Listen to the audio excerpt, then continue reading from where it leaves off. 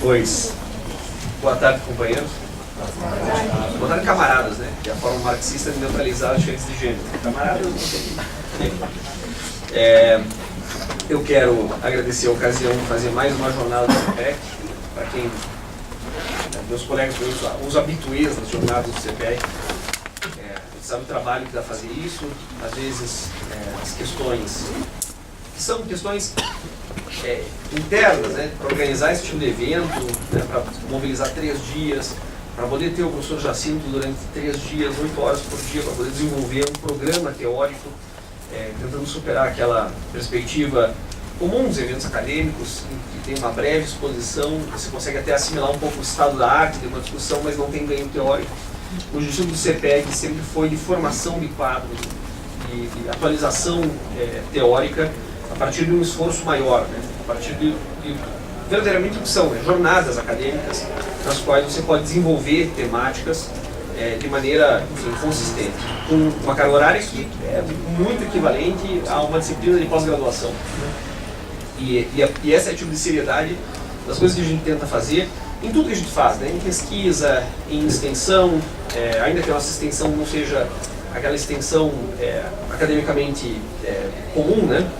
Daquela forma de interface público-privado, mas um tipo de extensão que não vulgariza a universidade para atender requisitos populares, mas que tenta colocar dentro da participação social possível estándares de excelência universitários.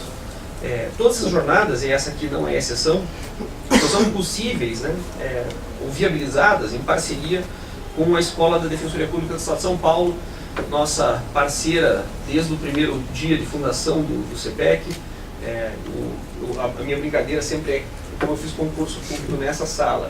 No dia que eu fui aprovado e não conhecia ninguém, o primeiro abraço que eu recebi foi do Patrick Cassicedo, portanto foi o abraço da Defensoria. Desde então eu e a Defensoria temos uma relação de, enfim, muito afeto. Eu acho mesmo que hoje a Defensoria Pública é quem defende a ética pública na defesa dos seus assistidos. Não vejo mais outras instituições que atuam no sistema de justiça criminal com a capacidade que a Defensoria Pública ainda tem de ser uma espécie de norte moral, né, dentro do sistema de justiça criminal. Apesar de a Defensoria enfrentar desafios nisso constantemente, né? Recebi, por exemplo, já delações premiadas feitas pela Defensoria, enfim, não é tão simples também, né? Também ela tem os seus próprios dilemas, as suas dificuldades, mas ainda acho que a Defensoria Pública é a instituição que está mais próxima do ambiente acadêmico para poder viabilizar como prática o discurso crítico. Então, muito obrigado, doutor Rafael Strano, diretor da Escola da Defensoria Pública, como todos os diretores antes dele, né, sempre foram parceiros, assim, bati nessa porta várias vezes e sempre recebi o sentido que é uma escola com E maiúsculo, né? A Defensoria Pública não está preocupada em fazer esses cursinhos para atuação imediata, embora às vezes também não seja necessário, né? Instrumentalizar os defensores para atuação específica, mas uma escola que pensa um pouco maior, né? Tem uma formação integral, humanamente rica, eticamente responsável, tecnicamente rigorosa. Uma escola de defensoria com E maiúsculo que acho que é exemplo para todas as escolas de defensoria pública do país. Então, muito obrigado, muito obrigado à Escola de Defensoria Pública por colaborar com o CPEC para poder fazer essas jornadas. Nós temos a jornada, esse ano, a gente geralmente faz 4 por ano, esse ano por várias questões não vamos ter fôlego para fazer 2 por semestre, vamos fazer a do professor Jacinto, em outubro devemos fazer com o Zaffaroni, e daí a gente encerra esse ciclo, né, de 5 anos de jornadas com o CPEC. Talvez o Anitua também, se couber, né? Espero que caia no final do ano, mas tudo vai depender da gente poder medir a nossa força no final do ano. Em relação à circunstância histórica, é claro que eu poderia mencionar o contexto obscurantista, sombrio, especialmente pesado, né? Mas ao mesmo tempo que a gente diz pesado, do lado de lá hoje, é engraçado como a oposição nem precisa se mobilizar ainda, porque o governo está se ruindo pelo próprio mérito, né? Pelo próprio demérito. Parece que eles mesmos vão se liquidar como projeto de poder, senão pelo ridículo, pelo fracasso da própria possibilidade de conjugação de interesses entre as coisas que vão passar a reforma da Previdência. Então, claro que eu poderia mencionar o contexto amplo, dizendo o que significa fazer uma jornada com esse tipo de rigor teórico na Universidade de São Paulo, considerando o Brasil como macro avaliação. Mas eu quero fazer uma avaliação muito menor. Eu já dou o sinal aqui perto, eu aviso os estudantes.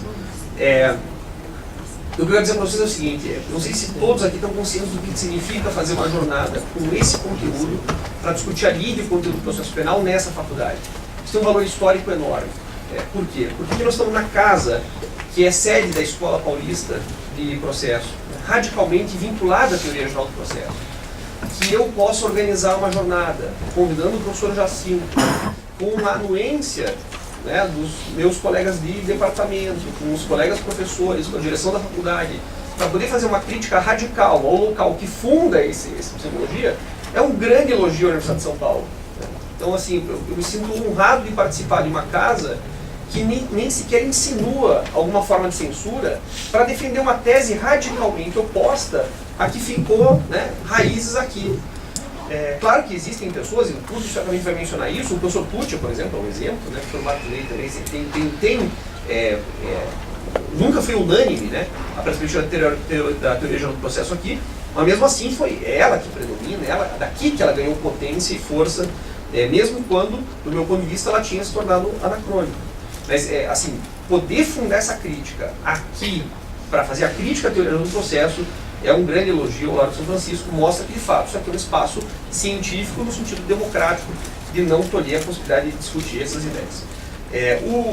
O Dr. Rafael Estano vai fazer a apresentação do currículo do professor Jacinto, nós vamos passar a palavra para ele a seguir, mas eu queria, em homenagem a ele, fazer referência a um texto que eu escrevi, assim, de chofre, numa espécie de febre, quando você termina de ler alguma coisa e fala assim, eu li primeiro a livre conteúdo do processo penal durante a graduação, onde eu penei muito, né, para ser aprovado em processo penal, fiz final 2 vezes. Isso é bom que meus alunos saibam, né, porque eles acham que eu sou rigoroso, eles não te conhecem, né, porque, eu até os 47 do segundo tempo estava pendurado numa final, tirei 5 na final, era uma prova somatória, se vocês sabem que é uma prova somatória, não se faz mais isso, você tem que somar, se você sabe, mesmo assim você erra, é um troço horroroso, né, você sabe mas você perde a prova inteira. E na época eu lia tudo, né, e os cadernos, e eu falei, não, mas eu tenho que entender isso, afinal, eu pretendo trabalhar com isso, né.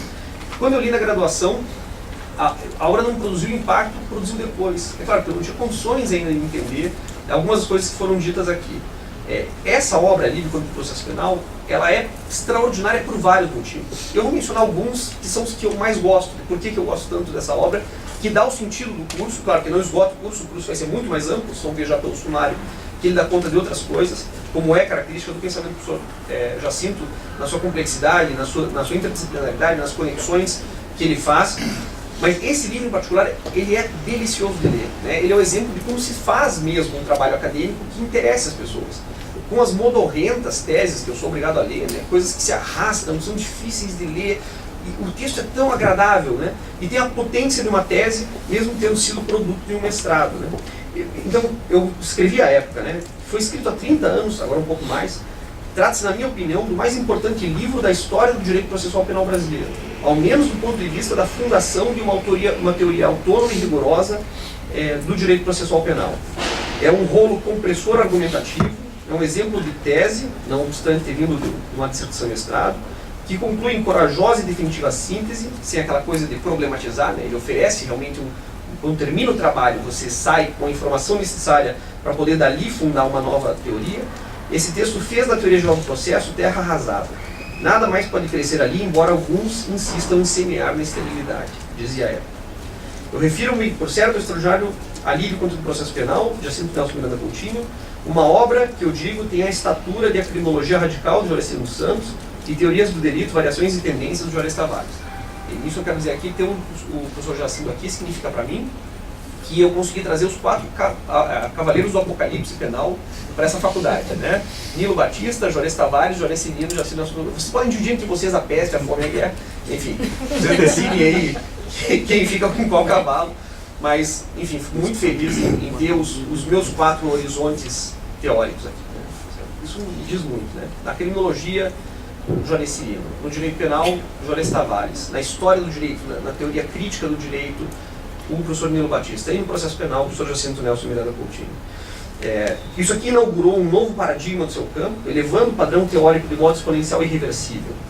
Curiosamente, publicado na mesma década e por 3 dos que eu considero os maiores mestres das ciências criminais, vinculados na origem à Universidade Federal do Paraná. Aquilo que a Universidade Federal do Paraná já foi, em termos de potência, né? Em termos de direito penal. E não apenas pelos três, né, que eu mencionei, o Juarez Tavares, o Juarez Cirino e o professor Jacinto, mas também porque foi a casa de Antônio Ciro Brito, Luiz Alberto Machado, René Leodotti, Alcides Meus Neto, entre outras figuras.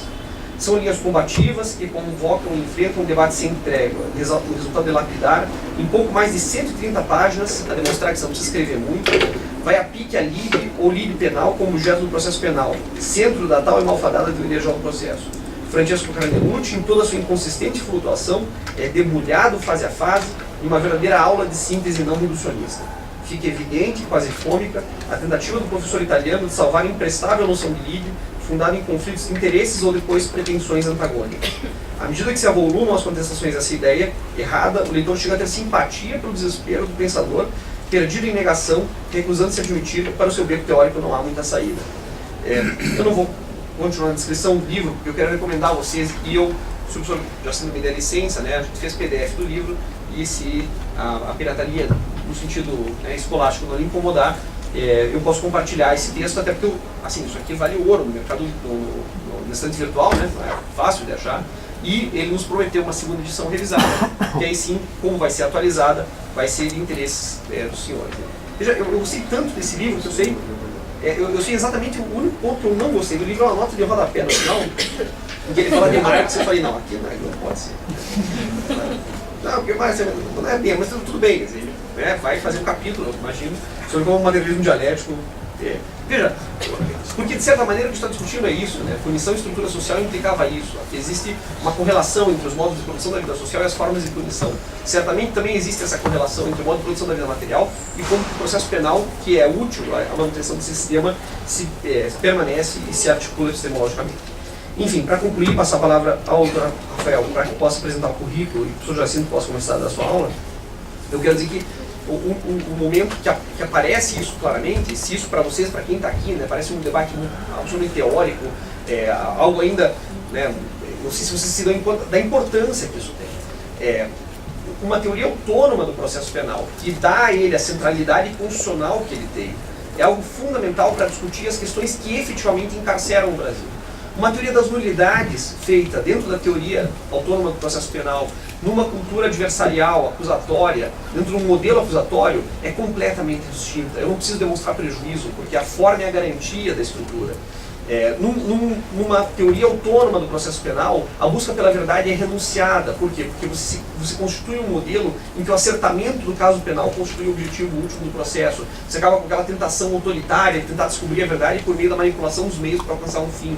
Enfim, as condições da ação mudam radicalmente, a gente se afasta do ranço do processo civil, né, e daquelas condições, enfim, que dão um verniz para o processo, mas que não tem o conteúdo necessário para tentar, num discurso, conter a violência das agências de repressão. E no final, ainda para arrematar, no livro, ele faz o primeiro cotejo entre direito processual penal e psicanálise, indicando problemas contemporâneos, né, que vão direto à questão de como se decide, de como se fundamenta e de como os juízes não devem querer se resolver eles no processo, né, utilizando o processo para resolver questões que são do inconsciente. Professor Jacinto, muito obrigado por ter aceito o convite. Eu sei que a jornada nós temos que preparar, né? Essa é a hora que vocês têm que tomar fôlego, porque é uma jornada exaustiva, cansativa, vamos enfrentar várias horas de debate. O conteúdo é bastante denso, não se passa por isso de maneira impune. Espero que vocês estejam prontos para anotar, tomar notas e desenvolver essas reflexões como estudante, né? Não como amigo, não como companheiro de magistério. Eu quero dizer que é emocionante tê-lo aqui. Muito obrigado por ter aceito o convite, é extremamente significativo e tenho certeza que para as pessoas presenciarem, que puderem participar de todo o curso, nunca mais eles vão conseguir pensar processo penal sem passar pela escola que o professor, voluntariamente ou não, inaugurou e hoje tem, enfim, verdadeiros epígonos, né, discípulos pelo Brasil inteiro a partir do seu pensamento. Muito obrigado. Bom, boa tarde a todas e todos. Em nome da Escola da Defensoria Pública do Estado, gostaria primeiramente de saudar todos os presentes, saudar meus colegas e agradecer especialmente ao professor Maurício Dieter por mais uma jornada dessa parceria tão profícua entre o CPEC e a Escola da Defensoria Pública. Eu estava, enquanto o professor falava, eu estava lembrando, em termos de Defensoria Pública, em termos de Escola de Defensoria Pública, o quão significativa foi essa parceria até hoje, né? A gente conseguiu trazer para falar seja para os defensores, seja para o público externo interessado nas jornadas, os grandes nomes das ciências criminais. Trouxemos aqui Nilo Batista, Máximo Souza, Juarez Tavares, Juarez Cirino, e somente essa parceria viabilizou esses nomes. Quando, enfim, o defensor ou a defensora estão estudando para o concurso público, nós temos lá as grandes referências teóricas, né?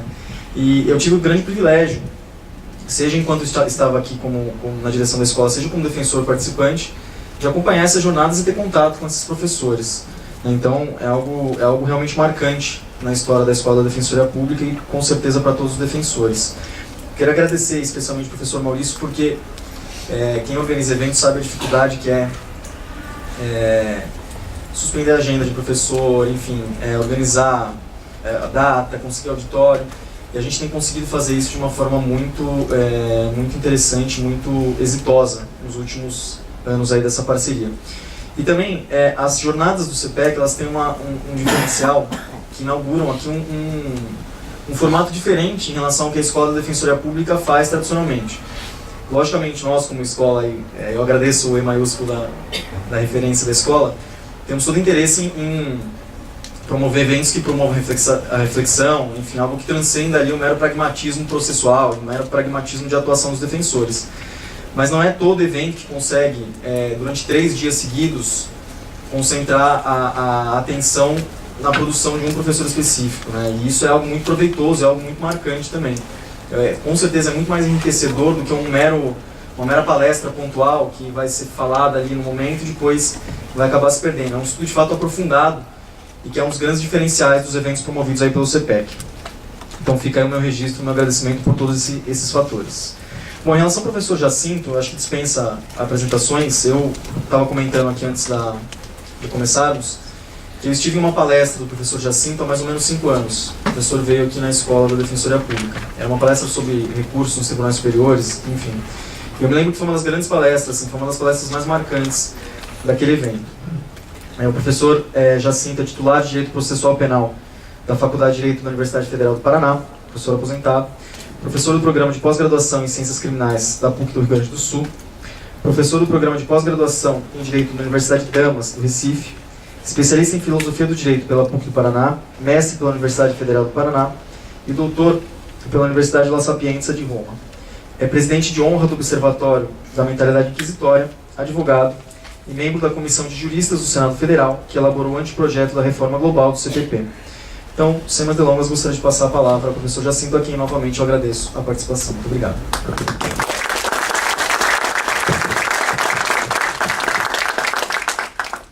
Boa tarde a todos. Eu, antes de tudo, queria agradecer o convite que me fez o professor Maurício Dieter, dizer que é uma imensa honra estar aqui falando desse tema. Nunca achei que isso fosse possível, para ser sincero. E, na verdade, o que eu tinha para dizer sobre exatamente este ponto é o que ele disse. Que eu sempre achei, de uma certa forma, porque sempre respeitei esta casa, é um pouco isso. O sentido de universidade é esse. Claro que eu não sou, nem nunca fui um inimigo, isso é um negócio, isso é uma coisa primária mesmo, porque ele disse de escola, e na verdade eu sou um discípulo dos meus professores, eu não nasci longe de uma maçã que caiu longe da macieira, mas eu também tenho uma ligação com outras pessoas. Talvez eu tenha feito foi que eu tinha mais chance de estudar, eu tive mais chance de ir adiante, de levar a sério as coisas que eu fazia em termos de estudar, e isso resultou digamos, uma produção um tanto diferente daquela que eles vinham fazendo. Mas, talvez também por causa disso eu sofri mais, porque hoje é uma coisa assim, eu posso estar aqui, mas há 30 anos atrás,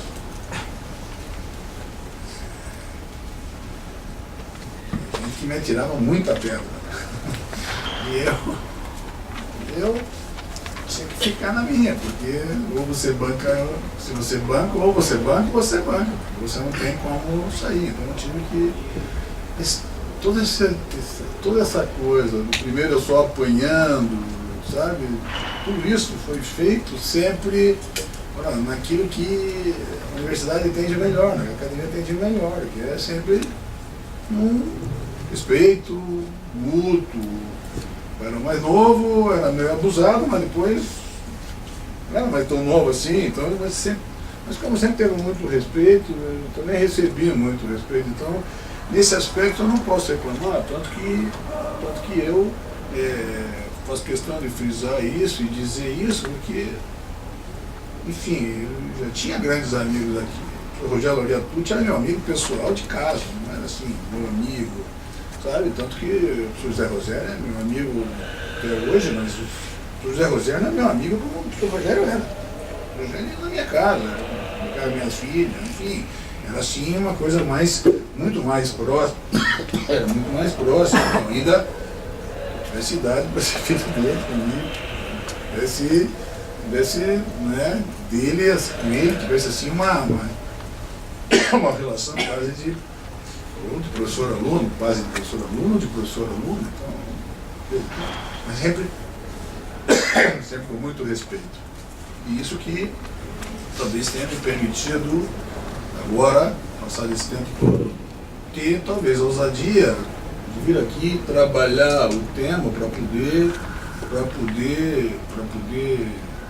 retirar daí algumas consequências, mesmo porque consequências são coisas que você retira independentemente de se trabalhar ou não. Trabalhar é talvez para poder ajudar.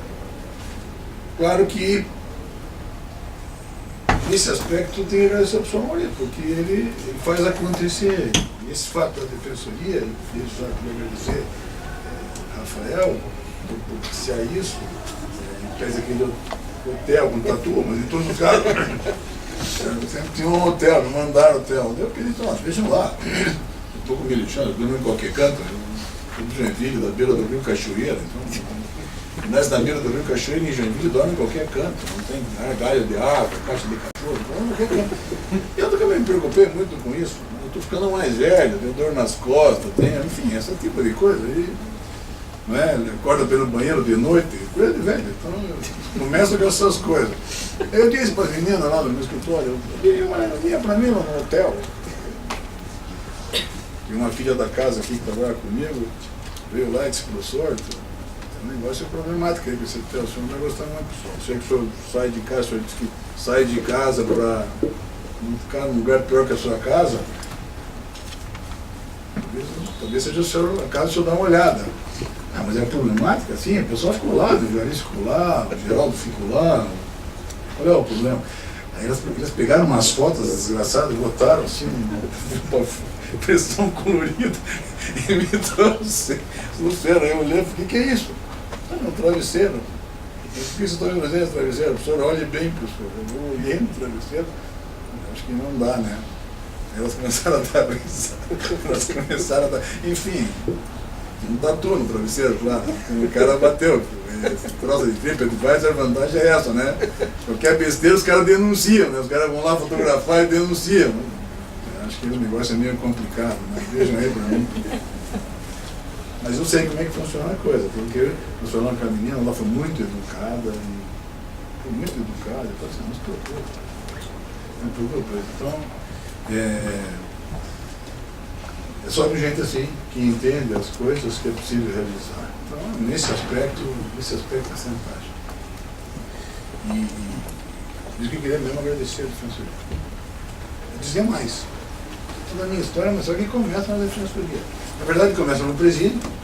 Depois, quando eu fui promovido do presídio para a defensoria, era uma... Eu estou falando que eu era estagiário, eu fui para o presídio. Fiquei anos no presídio, depois eu saí, por conta disso, fui trabalhar com os defensores. Então, a minha formação é uma formação que se dá assim, primeiro o presídio e depois a defensoria pública.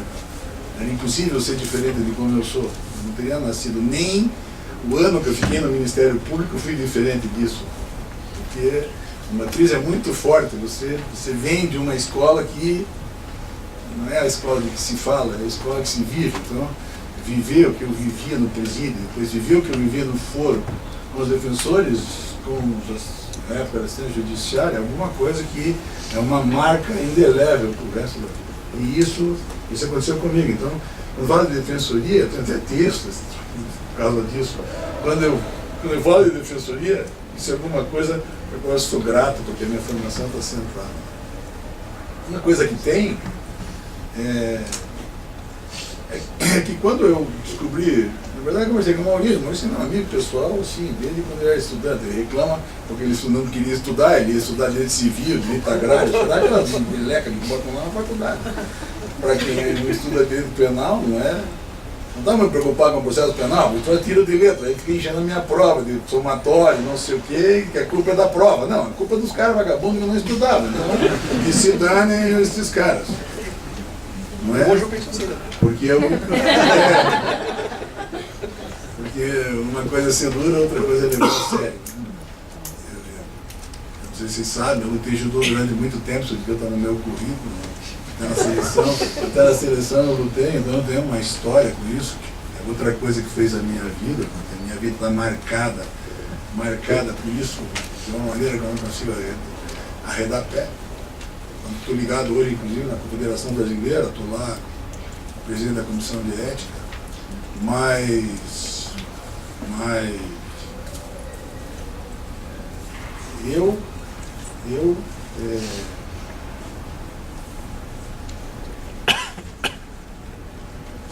cresci assim. Então, trabalhar dessa maneira é uma maneira muito, digamos assim, muito própria. Quando veio a história do curso com ele, tudo bem, vamos fazer, sei lá, tá viajando, faz aí, tal, ele montou. Quando eu descobri o tempo que era, eu digo, eu tô ficando maluco, seu idiota, como é que. Porque é um negócio pesado, não é assim uma provinha fácil. Estou dizendo do judô, é porque nesse negócio tem uma regra. O meu professor de judô, que era um cara que levava a sério os troços muito pesados, dizia uma regra básica. Como é que é? Quem chora no treino, ri no campeonato. É simples assim. Quem ri no treino, chora no campeonato. Um pouco é isso, né? Um pouco era isso.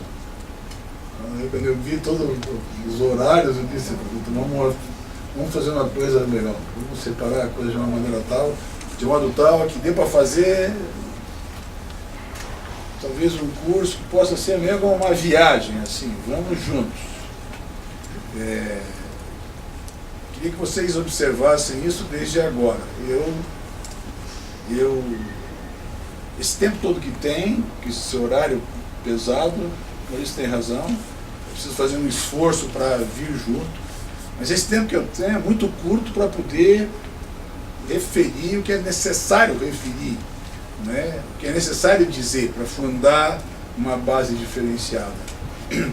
Então a coisa mais importante aqui, talvez a coisa mais difícil, né, uma coisa assim, que é justo de uma certa forma de desconstrução por uma crítica que pretende ser séria, a coisa mais difícil é conseguir deixar a matéria suficiente para que você possa vir junto. Então, por isso que eu estou dizendo, isso é uma viagem. Ou seja, não tenho muita preocupação de parar, sabe, aqui ou lá. Estou dizendo isso porque nós vamos começar a trabalhar, está todo mundo aqui. Eu vou começar a falar, eu vou começar a entrar na matéria, eu vou tratar do que eu tenho para tratar, da forma como ficou aí estabelecida, mas eu preciso que vocês parem. Portanto, quem está aqui, dos que eu conheço, até o que eu não conheço, do professor Márcio Berti, que veio lá de Cascavel, e que me orgulha muito, a professora Fábio Biani. Enfim, gente que eu conheço, que eu gosto, não tem nenhum problema. Não tem nenhum problema. Acho que é melhor parar e dizer aqui não estou entendendo, ou explica melhor, ou coisa assim, do que não tenho preocupação disso. Por dois motivos importantes. Se eu souber, eu sei. Se eu não souber, eu vou dizer, não sei, está acabado. Não tenho muito, não estou mais no tempo de que eu preciso saber das coisas. Eu não preciso mais saber das coisas. Então, sabe?